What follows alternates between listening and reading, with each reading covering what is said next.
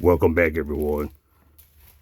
Today we're going to make some Salisbury steak, or you may call them hamburger steaks, or some people call it chopped beef. But either way, it's the same thing, no matter what you call it. So to start off, we're going to use around 2 pounds of, I have 8812 ground beef.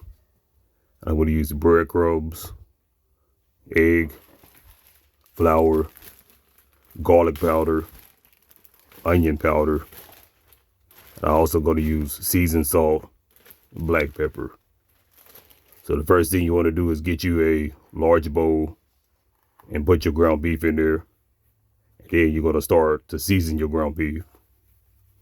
So the first thing I'm going to do is use seasoned salt, and then I'm going to make sure I get it all throughout your meat.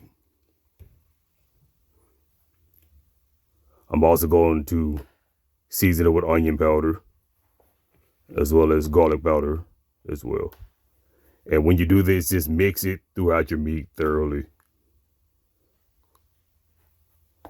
It's kind of a messy job to do this, but you can wear gloves if you choose to, but I just find that sometimes you have to get your hands a little dirty. And season accordingly to your taste.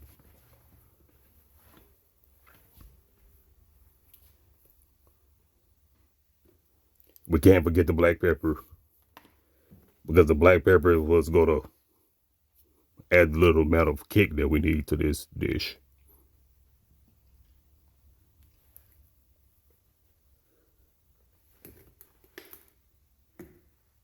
So now that we have our seasonings, I will crack an egg. And I find that one egg is generally all you need to get this to bind together. Now, right here, you can use a little bit of flour, or you can use breadcrumbs, or you can use both.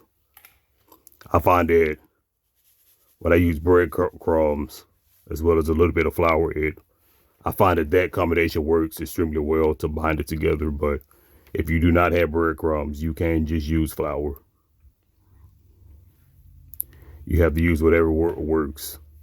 You also can even use like saltine crackers or something like that. Just make sure you crush them up first before you use your crackers. Now, into a large pan, I have around a quarter cup of vegetable oil. You can use canola oil as well. And you want to form your meat into patties. Now, the thickness is up to you. I normally do around 1/2 inch in thickness, possibly a little more. And so when you do this, you're going to brown your meat for around 3 to 4 minutes per side.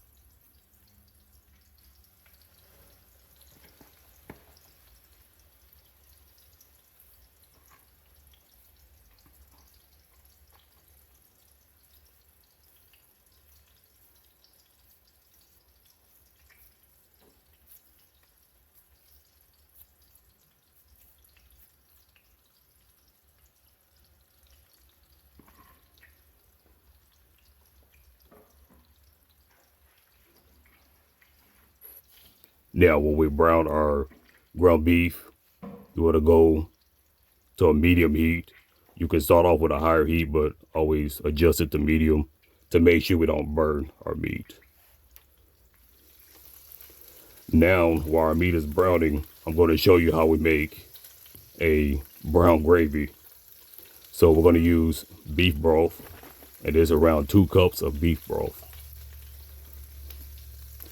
I'm also going to use a browning seasoning. If you do not have browning seasoning, you can just leave that out. But it adds just a nice rich color to our brown gravy. We're also going to use Worcestershire sauce. I hope I said that correctly. And that's going to add a nice, like a tanginess to our gravy. And another thing we're going to use is around 2 tablespoons of flour. Then I find it easier to go ahead and mix everything up with our beef broth in a large cup, but you can also do it in a pan if you choose to. If you do it that way, just make sure you take your ground beef out first, make everything in a pan, and then put your ground beef back in there. So now that that's gravy's done, we're going to flip it over, and this is a nice crust that we have to our ground beef. That's the way you want it to look. And remember, we're not going to cook these all the way through yet. This is just the first step into making these Salisbury steaks.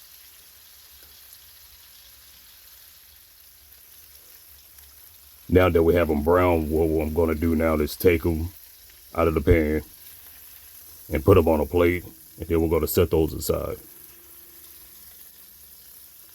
Remember, these are not done all the way, so we will be putting them back in later.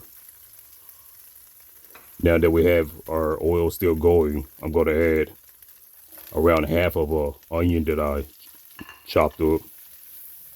And so now we're going to saute our onion for around 5 minutes.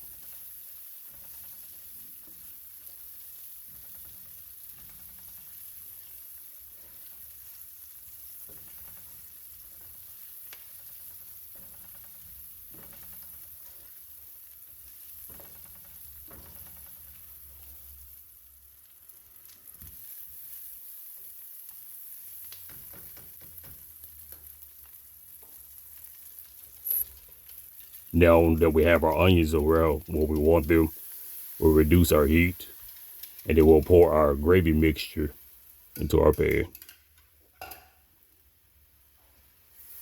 And as you do that, just stir your mixture around just to keep everything smooth.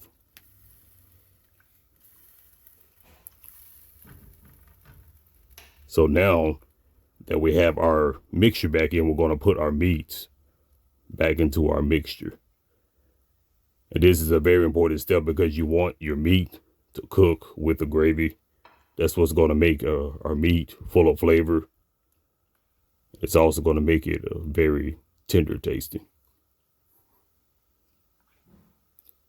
It is. I do that. I normally put the gravy back on top of the meat. And just you constantly baste your meat with your gravy mixture.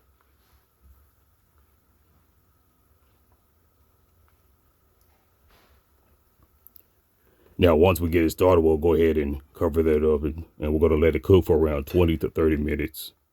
And we will check it every 5 to 10 minutes. As you can see, our gravy is starting to thicken up, and that's what we want to see. And when you see that, just go ahead and keep basting your meat.